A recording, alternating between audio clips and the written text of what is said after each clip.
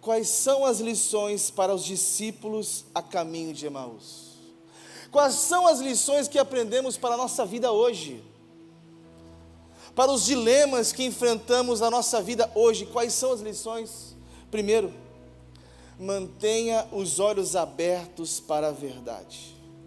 Olha o que diz o versículo 27 ao versículo 31. E começando por Moisés e todos os profetas, explicou-lhes o que constava a respeito dele em todas as Escrituras. Quando se aproximavam da aldeia para onde iam, ele fez menção de passar adiante. Mas eles o convenceram a ficar, dizendo: fique conosco, porque é tarde, o dia já está chegando ao fim. E entrou e ficou com eles. Jesus, ele se revela pelas Escrituras. Não é à toa que ele diz em João 5, verso 39, que nós precisamos reconhecer que as Escrituras testificam dele. Quando Jesus está vivo, meus irmãos, em nossos corações, não há mais espaço para preocupação, não há mais espaço para tristeza, não há mais espaço para desesperança, e não há mais espaço para incredulidade. Quando a desilusão, a depressão, a derrota dominam as nossas vidas, Jesus caminha conosco como caminhou com aqueles dois homens na estrada em Emaús. Ele nos aponta a palavra. A depressão muitas vezes quer tomar a gente, mas Jesus quer estar falando assim: ei, esteja com os olhos abertos para a palavra. Jesus mostra que Ele é a chave de toda hermenêutica, Ele é a chave de toda a compreensão das Escrituras. Jesus se revela pelos profetas, pela lei. Jesus se revela para nós, irmãos. Nós só vamos compreender o Antigo Testamento se entendemos a totalidade de Cristo para Jesus, porque a Bíblia aponta para Ele de Gênesis a Apocalipse, tudo é Jesus, o centro das Escrituras é Jesus. Jesus explica a palavra, ela tem poder, somente a palavra tem poder para mudar o coração de um homem. Aqueles discípulos estavam entristecidos, mas Jesus se revela pela palavra, e a palavra reergue um homem.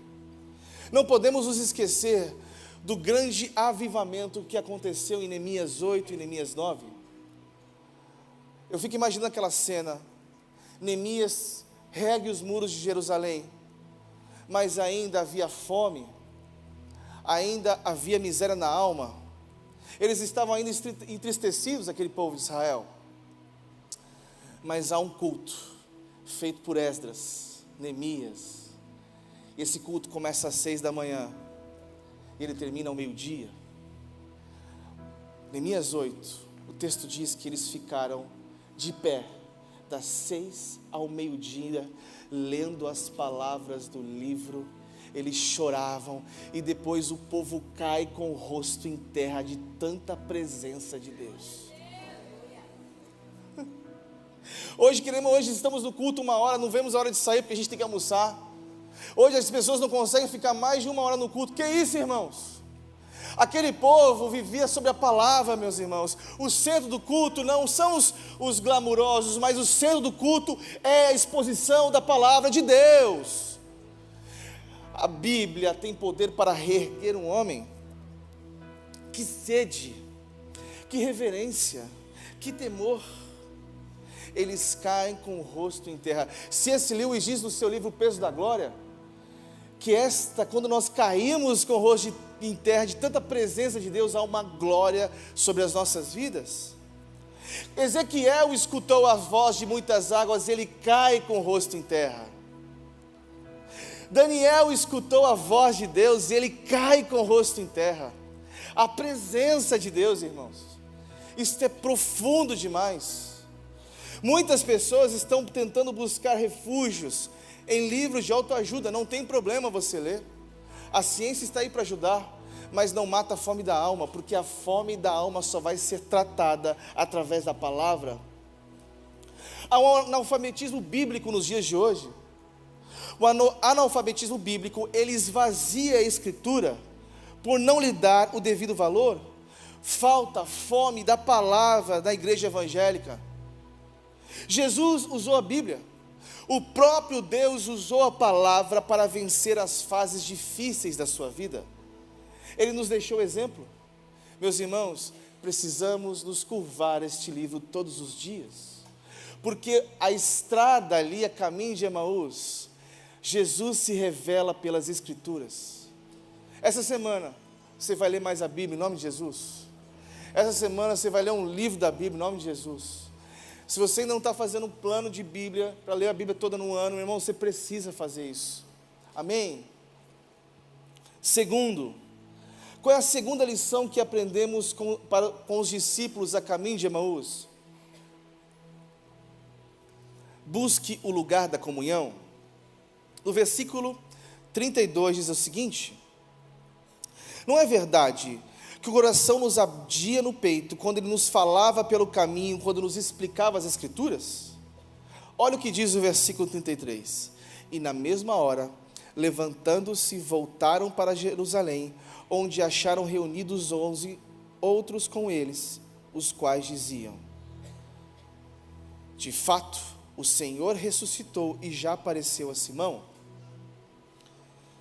No versículo 31, o texto diz que então os olhos deles se abriram. Nesse tempo digital, a comunhão foi substituída por muitas outras ocasiões. Nada substitui o mover da comunhão. A cura existe no sentar à mesa, irmãos. Foi quando eles sentaram à mesa com Jesus, os seus olhos foram abertos. Há algo especial na comunhão. Meus irmãos, eu vou contar algo aqui, eu não tenho vergonha de contar. Há algumas semanas atrás eu fiquei tão ferido com uma notícia que eu escutei, mas tão ferido. Aquilo me levou para um buraco. Pastor também sofre? Pastor também chora? Eu fiquei tão entristecido, eu naveguei pela solitude.